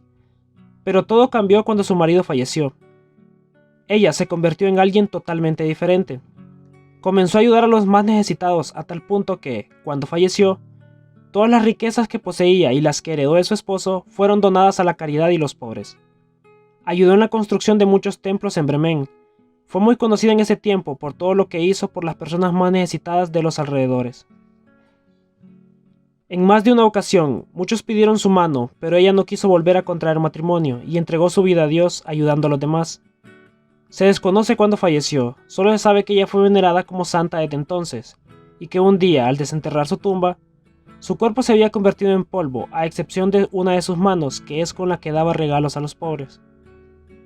Esta reliquia aún se encuentra conservada en la abadía de Saint-Ludger en Werden. Santa Emma de Sajonia, ruega por nosotros. Santa Inés de Montepulciano. En el año 1268, en Montepulciano, Italia, nace la pequeña Inés. Desde muy pequeña, sus padres notaron que Inés tenía una gran pasión por la oración y aprender todo sobre el catolicismo, por lo que, a petición de la santa, a los 9 años le permiten entrar a una orden de monjas que no tenía mucho tiempo de estar en su comunidad. Las demás religiosas del convento notaron lo responsable, amable, paciente, entregada a su labor y mucho más en Inés, por lo que, al ella cumplir 14 años, se le confiere la responsabilidad de ser la portera del convento. Pocos años después, las personas de Montepulciano solicitaron la creación de un convento. Las hermanas religiosas le pidieron a Inés que ella fuera la superiora, por lo que ésta aceptó y tomó las riendas con gran emoción. Santa Inés no sabía a cuál orden religiosa debía confiar el nuevo convento. Pedía a Dios su ayuda y sabiduría con esta importantísima decisión. Un día, mientras dormía, soñó que estaba en el mar y aparecían muchas barcas. En cada barca había un santo patrono, quienes invitaban a Inés a viajar con alguno de ellos. Pero en una barca estaba Santo Domingo de Guzmán, quien le dijo que era voluntad de Dios que ella navegara con los dominicanos, por lo que, al despertar, decidió que su convento estuviera bajo la bendición de Santo Domingo, y así comienzan las dominicanas de Montepulciano con su labor. Se cuenta que en la comunidad había una casa de mujeres de mal vivir, y que Inés le pidió a Dios que le ayudara a cambiar ese lugar, y poco tiempo después logró convertir a las mujeres de aquel lugar al catolicismo y también que se unieran al convento que ella dirigía, convirtiendo así a aquella casa en parte del convento. Santa Inés también fue mística. Ella algunas veces tenía visiones donde veía la niñez de Jesús o un ángel se le aparecía para hablar con ella. Durante estas visiones, las hermanas religiosas miraban cómo levitaba y al despertar regresaba al suelo. Un día, mientras estaba en la cocina y no había nada para comer, se puso a orar y de pronto toda la cocina se llenó de despensa. Santa Inés era muy entregada a la oración, se mortificaba su cuerpo a tal punto que dormía en el suelo con una piedra como almohada. Tuvo que apaciguar sus mortificaciones con el tiempo, ya que fue enfermando. Inés fallece el 20 de abril de 1317, con 40 años de edad por causa de su enfermedad. De esta orden religiosa, pocos años después aparece Santa Catalina de Siena, quien visitando la tumba de Santa Inés quedó sorprendida de ver que después de 30 años, el cuerpo de Santa Inés estaba incorrupto, y motivó a las demás hermanas religiosas a seguir el gran ejemplo de santidad de quien comenzó aquella orden en Montepulciano. Santa Inés de Montepulciano, ruega por nosotros. San Anselmo de Canterbury. Dentro de una noble familia, en el año 1033, nace en Aosta, Italia, el pequeño Anselmo. Desde muy pequeño demostró que iba en el camino de la santidad, ya que era muy entregado a la oración y en el aprendizaje de las escrituras y textos religiosos. Pero su padre no estaba de acuerdo en que Anselmo siguiera este camino, ya que quería tener nietos y no veía a su hijo como monje. Incluso Anselmo estuvo al borde de la muerte por una enfermedad, y ni aun así, su padre dejó que él siguiera sus sueños. Con mucho dolor y tristeza, Anselmo comienza a seguir los pasos de su padre. Al pasar unos años, Anselmo, al tener más conflictos con su padre, decide dejar su casa para encontrar su camino en la vida. Acompañado de un ciervo y un burrito, anduvo por muchos lugares hasta que en Normandía encontró un convento benedictino, donde sintió su llamado a la vida religiosa, por lo que decidió convertirse en un monje. Anselmo continuó con sus estudios hasta convertirse en sacerdote. Más tarde se convertiría en el prior del convento. San Anselmo comenzó a estudiar las verdades divinas y se entregó a ello. Dos grandes obras se le atribuyen a nuestro santo. Esas son el monologio y el proslogio, que son meditar sobre las razones de la fe y la fe que busca la inteligencia respectivamente. Tanto fue el aporte de San Anselmo con sus estudios e investigaciones, así como sus obras, que se le considera el padre de la escolástica. Varios años después, es ascendido a arzobispo con la sede en Canterbury. Ser ascendido a este puesto le trajo muchos problemas con Guillermo el Rojo y Enrique I, que no estaban de acuerdo en las enseñanzas del santo y lo desterraron en 2 ocasiones. Anselmo recurrió a Roma directamente con el Papa para que se le permitiera realizar sus funciones como arzobispo y que mitigaran las sanciones que se le habían sido impuestas. De esa forma, Anselmo consigue ser aceptado y deja de ser perseguido. Su muerte fue el 21 de abril de 1109 en Canterbury. En 1720 el Papa Clemente lo declara como doctor de la Iglesia. San Anselmo de Canterbury, ruega por nosotros. San Sotero Papa. Entre los años 166 y 175, quien estuvo como pontífice de la Iglesia Católica fue el Santo Papa y mártir Sotero, conocido en ese entonces como el Papa de la Caridad. Se cuenta que no había nadie más caritativo que él. Nadie se preocupaba tanto por los pobres y por ayudar a otros como el Papa Sotero lo hacía. En ese entonces, el emperador romano era Marco Aurelio, por lo que había tranquilidad en la iglesia por parte del emperador. Aunque de buenas a primeras decir que el Papa prohibió que las mujeres tocaran los sagrados corporales y quemar incienso durante las celebraciones, pareciera algo malo y discriminatorio, pero la verdad es que tenía sus razones en aquel tiempo, ya que un hombre llamado Montano, originario de Frigia, decía que había tenido visiones y que se creía un profeta. Profesaba que la iglesia no podía perdonar los pecados mortales en el nombre de Dios y que el matrimonio no debería suceder, lo que comenzó a generar división entre los cristianos. Pero el problema con las mujeres recae que 2 señoritas llamadas Maxilia y Priscila son quienes más apoyaban a Montano y atraían en su mayoría a mujeres a que se unieran en sus predicaciones. San Sotero luchó contra estas ideologías y pudo preservar el catolicismo como es. Al desaparecer este culto hereje, las limitaciones a las mujeres fueron suspendidas. Se desconoce cuándo y cómo falleció, solo se sabe que, como todos los primeros papas de la iglesia, fue mártir, pero su devoción se celebra el 22 de abril de cada año.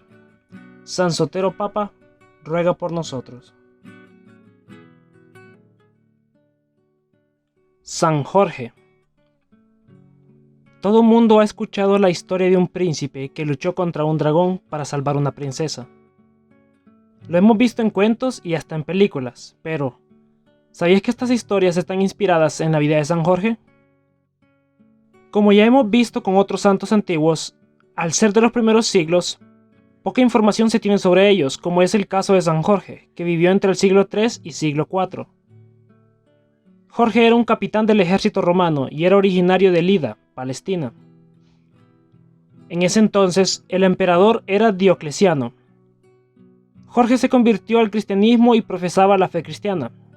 La historia cuenta cómo una vez llegó a un pueblo donde un animal monstruoso devoraba a la gente, quienes ellos mismos entregaban a personas porque pensaban que si no se las entregaban, los mataría a todos. Jorge, al ver la situación, les propuso un trato que, si él mataba a aquel animal, ellos se convertirían al cristianismo. Las personas aceptaron, pero ya habían dejado a una mujer virgen como ofrenda a aquel animal. San Jorge valientemente luchó contra aquel monstruo y logró salvar a la princesa y a los pueblerinos, quienes se convirtieron al cristianismo. A través de los años se ha contado que aquel animal era un dragón. Por lo antiguo de la historia, esto no se puede saber exactamente. Hay personas que afirman que el dragón es representación del paganismo y del diablo, y que la doncella que salvó Jorge representa los sacrificios realizados por aquellas personas. La lucha de San Jorge contra el dragón representaría cómo logró convertir a aquellas personas al cristianismo. Continuando con la biografía de San Jorge, él continuó profesando su fe cristiana por donde iba, a pesar de que el emperador Diocleciano era pagano y politeísta. Jorge no tenía miedo y profesaba su fe con amor. Evangelizaba a las personas y ayudaba a los más necesitados, incluso vendió todos sus bienes para ayudar a otros. Pero como todo santo antiguo, sabemos que tuvo una muerte trágica. El emperador se dio cuenta de esto, por lo que mandó a capturar a Jorge y le pidió que dejara el cristianismo y rindiera culto a sus dioses. Jorge respondía que él seguiría a Jesús aún en su muerte, y estaba feliz si moría por él. Diocleciano, más molesto, lo envió a una habitación donde habían muchas estatuas de dioses y le exigió a Jorge que adorara a aquellos dioses paganos. Jorge comenzó a rezar a Jesús y de pronto varias estatuas paganas comenzaron a derrumbarse. El emperador, más molesto aún, mandó a azotar al santo. Luego mandó a ponerle una piedra pesada sobre el pecho y después lo enterraron hasta el cuello. Aún con todo esto, Jorge no dejaba de rezar y entregaba ese dolor y sufrimiento así como hizo Jesús con su pasión. Ya era momento de decapitar a Jorge, quien alegremente aceptó su destino, ya que dijo que estaba feliz, que ya estaría con Jesús en el cielo cuando muriera. Falleció aproximadamente el 3 de abril del año 303. Su cuerpo fue llevado a Lida, donde muchas personas durante siglos le rendían culto, en donde estaba sepultado. Su historia inspiró a muchos a convertirse al catolicismo durante siglos. Hay muchas iglesias en honor a él en varios países de Europa y África. Es el patrono de Inglaterra y de los Boy Scouts, aunque él nunca visitó aquel país. Incluso el país Georgia se le dice así, ya que muchas personas de ese lugar rendían culto al santo. San Jorge ruega por nosotros. San Fidel de Sigmaringa. En el año 1580 nace Fidel en Sigmaringa, Alemania. Desde pequeño demostró gran inteligencia y atracción por adquirir nuevos conocimientos, a tal punto que estudió Derecho Público y logró terminar sus estudios con un doctorado en abogacía. Comenzó a recorrer toda Europa para adquirir nuevos conocimientos hasta que llegó a la ciudad de Colmar, donde se estableció y con el tiempo fue nombrado como abogado del Tribunal de Justicia. Fidel creía mucho en la justicia y en la fe. Se centraba en ayudar a los más necesitados y desprotegidos. Era tan entregado a su trabajo que era conocido como el abogado de los pobres. Pero Fidel sentía que no todo estaba bien y no se sentía en paz con su trabajo. Pensaba que su misión en la vida era otra, y todo esto tomó forma cuando sus superiores querían que defendiera con ilegalidad, y vio él que habían muchas leyes que perjudicaban a las personas y que no eran moralmente correctas, por lo que abandona su profesión de abogado. Comenzó a estudiar teología y logró ordenarse sacerdote. Vendió todos sus bienes para ayudar a los más necesitados. Luego decidió entrar a una orden de frailes capuchinos en donde fue aceptado. En aquel tiempo, La división en la iglesia estaba comenzando fuertemente por toda Europa. Había muchos herejes predicando en contra del catolicismo, por lo que Fidel recorría todos esos lugares predicando la palabra de Dios. La iglesia instituye un centro de actividades para evangelizar a los hermanos separados e instruir a los católicos para que no cayeran ante los sectarios. Este centro fue llamado Congregación para la Propagación de la Fe. Fidel fue elegido junto a otros 7 capuchinos para realizar esta misión en Suiza, por lo que se dividieron en aquel país y fueron predicando el evangelio. Sus actos rindieron muchos frutos, ya que muchos hermanos separados regresaron a la fe y muchos de ellos eran personas importantes de la alta sociedad, lo que fue enfureciendo a las sectas herejes. San Fidel les decía a sus compañeros que pronto moriría cruelmente y que estaba preparado para lo que iba a suceder.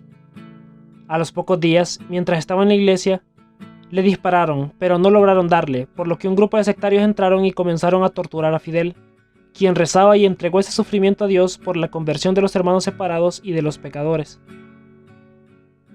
El 24 de abril de 1622, Fidel muere masacrado a manos de aquellos hermanos herejes que entraron a la iglesia ese día. San Fidel es patrono de los abogados, de las vocaciones sacerdotales, de los que estudian inglés y de los que piden castidad. San Fidel de Sigmaringa, ruega por nosotros. San Marcos Evangelista. No solo es uno de los santos más antiguos, sino que también fue el escritor de uno de los 4 evangelios. De familia hebrea, primo de San Bernabé e hijo de María la Viuda, quien presenció toda la pasión de Jesucristo. Marcos acompañó en varias ocasiones a San Bernabé y a San Pablo en viajes para evangelizar y fue discípulo de San Pedro, quien le narraba todo lo que vivió Jesús y las enseñanzas de nuestro Señor. San Marcos es mencionado en 2 ocasiones en la Biblia. En la primera carta de Pedro, capítulo 5, versículo 13, dice: La iglesia en Babilonia, que ha sido elegida como ustedes, los saluda, lo mismo que mi hijo Marcos. En los Hechos de los Apóstoles, capítulo 12, versículo 12, relata: Al advertir lo que había sucedido, se dirigió a la casa de María, la madre de Juan, llamado Marcos, donde un grupo numeroso se hallaba reunido en oración. San Marcos escribió su evangelio entre los años 50 y 60, tal y como lo relató San Pedro. Poco se sabe ciertamente más allá de esto, a no ser datos que no hay seguridad en un 100% de su veracidad. Entre esos datos se cuenta que visitó Egipto y es fundador de la iglesia de Alejandría. También se cuenta que fue quien convirtió al cristianismo a Ergamora, el que fue el primer obispo de Aquilea al norte de Italia. Se sabe que su muerte fue entre los años 68 y 72, un 25 de abril, después de 2 días de sufrimiento a manos de unos paganos que lo arrastraron atado al cuello por las calles de Alejandría. Su cuerpo iba a ser incinerado, pero fue salvado por unos seguidores, quienes sepultaron su cuerpo. Se cuenta que, en el año 828, sus restos fueron trasladados a Venecia y allí permanecen en una basílica construida en su nombre.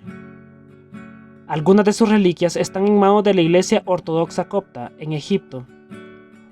San Marcos es el patrono de los notarios, vidrieros y los ópticos.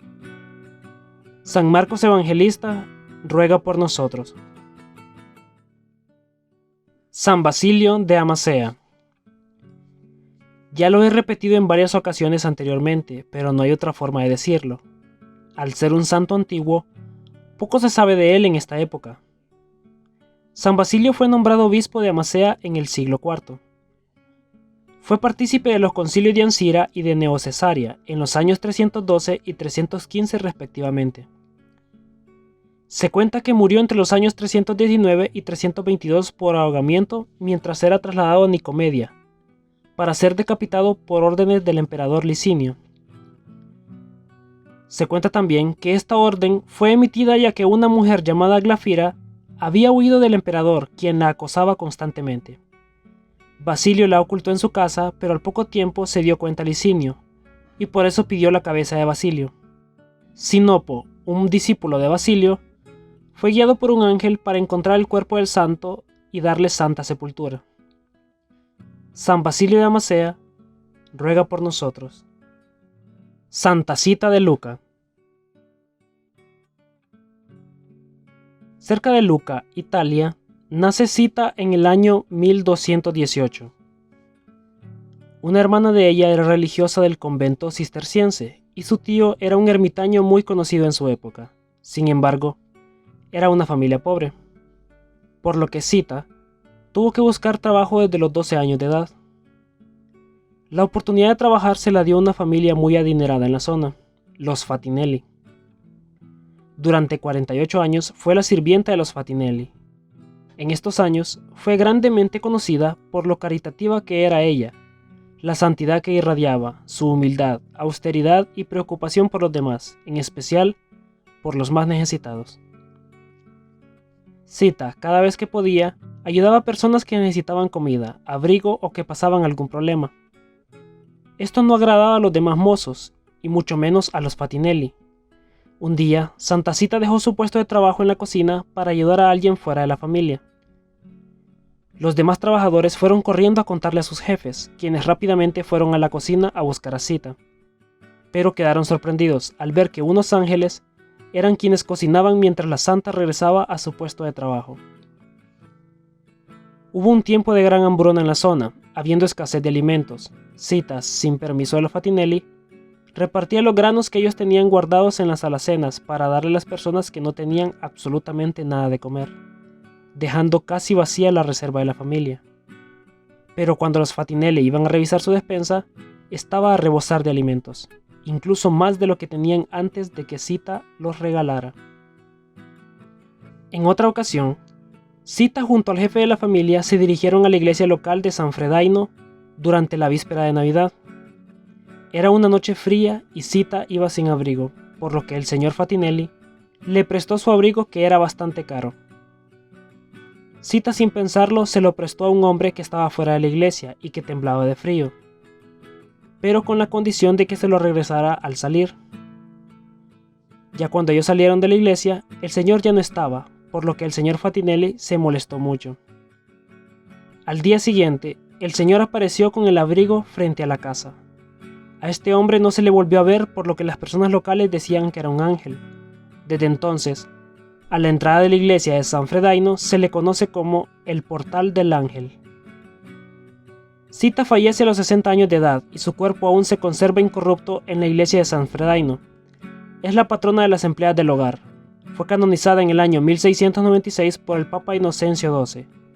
Santa Sita de Lucca, ruega por nosotros. Santa Gianna Beretta Molla. El 4 de octubre de 1922 nace Gianna Beretta en Magenta, Italia. Una mujer que desde muy joven denotó su entrega a Dios y ayudar a otras personas. También era muy estudiosa y le gustaba aprender. Gianna era la 10ª hija de 3 hermanos. 3 de sus hermanos dedicaron su vida a Dios. El primero se hizo médico y entró a una orden de capuchinos misioneros en el Marañón. El segundo fue sacerdote en la diócesis de Bérgamo y su hermana, también médica y religiosa, fue misionera en la India. Fue muy participativa en actividades de su parroquia, ya que fue catequista, asistente y dirigente de las Jóvenes y Mujeres de Acción Católica y miembro de la Conferencia Vicentina para la Asistencia de los Pobres. Logró realizar un doctorado en Medicina y Cirugía en la Universidad de Pavía en el año 1949. Un año más tarde, apertura un consultorio ambulante en el municipio de Mesero. En 1952, culmina sus estudios con una especialización en pediatría en la Universidad de Milán. Se centraba más en la ayuda de los niños, madres y ancianos pobres. Santa Gianna era una persona normal que también practicaba sus hobbies, entre ellos esquí y el alpinismo. Era muy entregada a la oración y meditación. Tuvo intenciones de ser religiosa para apoyar a uno de sus hermanos médicos, quien había fundado un hospital en Brasil. Pero gracias a su director espiritual, descubrió que su vocación era otra. Al poco tiempo, conoce al ingeniero Pietro Molla, con quien comienza un noviazgo y el 24 de septiembre de 1955 contraen santo matrimonio, en la Basílica de San Martín del municipio de Magenta. Entre los dos siempre hubo un amor intenso, ambos se entregaron mucho a la oración y a servir a los más necesitados. Como fruto de su santo matrimonio, nacen 3 hijos, entre los años 1956 y 1959. Fueron llamados Pierluigi, Mariolina y Laura. En 1960 queda embarazada de nuevo. Al segundo mes de embarazo, se dio cuenta que tenía un fibroma en el útero. Ella pidió fervorosamente al médico que, si había que elegir entre la vida de ella y la de su hijo, que salvara a su bebé y que hiciera lo posible por salvarlo en la intervención quirúrgica. La operación salió bien, pero en el mes 7, el fibroma apareció de nuevo. Llegó la hora del nacimiento de su hija, quien nace sanamente el día 28 de abril, y fue bautizada con el nombre de Gianna Emanuela. Pero Santa Gianna no mejoraba. Ella pasó 7 días de intenso dolor y el día 28 de abril fallece mientras repetía las jaculatorias: Jesús te amo, Jesús te amo. Su santa sepultura fue realizada en el cementerio del municipio de Mésero. Santa Gianna es la patrona de las mujeres embarazadas, de las futuras madres y de las mujeres enfermas de cáncer uterino y mamario. Santa Gianna Beretta Molla ruega por nosotros. Santa Catalina de Siena. En el año 1347, en Siena, Italia, nace Catalina, la hija menor de 25 hijos. Su familia era pobre, por lo que tenía pocas posibilidades de poder realizar sus estudios. Catalina trabajaba en su casa con los quehaceres del hogar, pero siempre fue muy entregada a la oración, el silencio, mortificación y penitencia. Incluso, desde los 7 años, hizo un voto en privado que entregaría su vida a Dios y que sería virgen. A los 12 años de edad, una hermana y la madre de ella querían que contrajera matrimonio, pero Catalina era fuerte en sus convicciones y ella seguiría el voto que había hecho varios años atrás. Su madre le ponía tareas pesadas y le prohibía estar demasiado tiempo en su habitación, que era el lugar donde ella se sumergía en la oración. Su madre hacía esto para que Catalina dejara de lado su voto y pensara en contraer matrimonio. Pero mediante la oración, Catalina logró cambiar de parecer a sus padres y su papá fue quien primero le dejó ser una laica entregada a Dios. Aunque ella vestía el hábito de la orden terciaria dominica, no pertenecía como tal a la orden, era considerada una laica dominica, ya que no estaba en el convento. Aún así, ella servía de inspiración para muchas monjas de la orden, y también ella fue inspirada por quien comenzó dicha orden, Santa Inés de Montepulciano. En el siglo XIV, las mujeres no eran tomadas muy en cuenta, mucho menos quienes no estudiaban. Catalina hizo cambiar a mucha gente de pensar, incluso al mismo Papa. Ella era alguien débil de salud, sin poder leer ni escribir, pero muy sabia con sus palabras, las que llegaban a lo más profundo del corazón de quienes la oían hablar. Santa Catalina le pedía a alguien más que escribiera lo que ella predicaba. De esta forma, ella enviaba muchas cartas al Papa, cardenales y gobernantes, logrando tocar el corazón de todos ellos. El Papa Gregorio XI fue conmovido por Catalina, quien veía en ella una gran persona y alguien enviada por Dios para reformar la Iglesia Católica por todos los fallos que habían cometido algunos papas, y de esta forma, el Papa Gregorio XI regresa a Roma a continuar con su papado desde la sede de la Iglesia. Él era el 7º Papa que ejercía su papado desde Aviñón. Santa Catalina fue la autora de muchas obras importantes en la Iglesia, entre ellas podemos destacar el Diálogo de la Divina Providencia, el cual fue dictado por la santa en un momento de exaltación mística a varios discípulos de ella. Uno de ellos era Cristofano di Gano Guidini, quien le dio forma al escrito en italiano. Luego fue traducido al latín. Fueron un total de 381 cartas las que fueron escritas por Santa Catalina. Al menos esas son las que se encontraron y se imprimieron en masa en el año 1492. Catalina tenía momentos de exaltación en los que dictaba muchas de sus cartas también. Ella fue muy conocida en aquella época, viajó en varias ocasiones a Francia, ayudaba a los enfermos y a los más necesitados. Era quien le daba esperanza a las personas y regresaba al camino de Dios a muchas ovejas perdidas del rebaño del Creador. Eso fue hasta el año 1380, ya que con 33 años, Catalina fallece bajo enfermedad y muchas preocupaciones, ya que en esos últimos años de su vida, fue el cisma de Occidente, cuando el Papa elegido en 1378 fue Urbano VI, pero los obispos de Aviñón eligieron ellos a un Papa al que nombraron como Clemente VII. Santa Catalina predicó a favor del Papa Urbano VI, quien admiraba a Catalina en su entrega y lucha por la Iglesia y la verdad. Debido al cisma de Occidente, Catalina tuvo algunos conflictos con San Vicente Ferrer, ya que él predicaba en sus primeros años como sacerdote a favor del Papa de Aviñón, Clemente VII, cosa que cambió con el tiempo, ya que al final San Vicente aceptó al Papa de Roma como el legítimo pontífice. Santa Catalina de Siena es la patrona contra los incendios, los males corporales, la enfermedad, los abortos involuntarios y las tentaciones. Pero también es la patrona de las enfermeras, bomberos, de los enfermos, de las personas que son ridiculizadas por su piedad y para la prevención de los incendios. Santa Catalina de Siena ruega por nosotros. San Pío V Papa. Nace Miguel Ghisleri en Bosco, Italia. De niño era cuidador de ovejas y al cumplir 14 años entra a la orden de los dominicos. Siendo parte de ellos, logró ser inquisidor del Santo Oficio en Como y en Bérgamo. También fue elegido con el tiempo como obispo de Sutri y Nepi. En esa época se celebraban los últimos años del Concilio de Trento, uno de los concilios más importantes de la Iglesia y de los que más reformas hacían a las costumbres y la disciplina eclesiástica.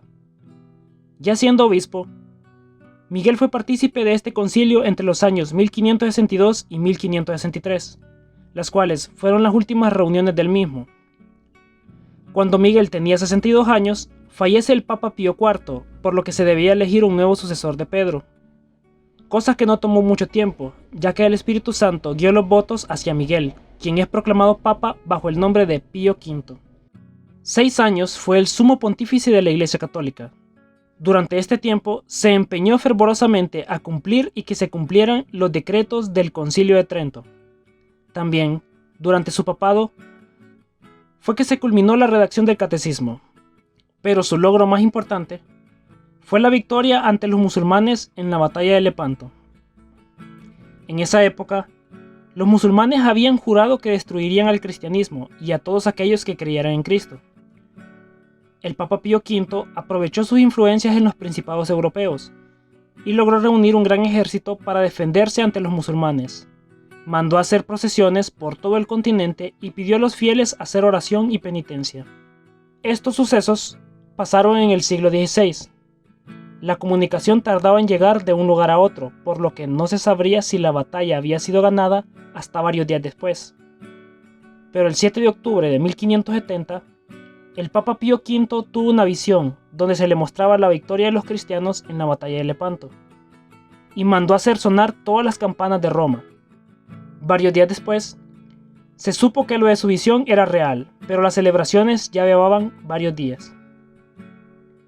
Aunque se le conocía como un papa severo, su muerte dolió a muchos, la cual sucedió el 1 de mayo de 1572. Su lucha contra los musulmanes aún hoy en día es recordada como una gran victoria del cristianismo y ha inspirado a muchos a no caer ante los que quieren destruir el cristianismo. San Pío V Papa ruega por nosotros.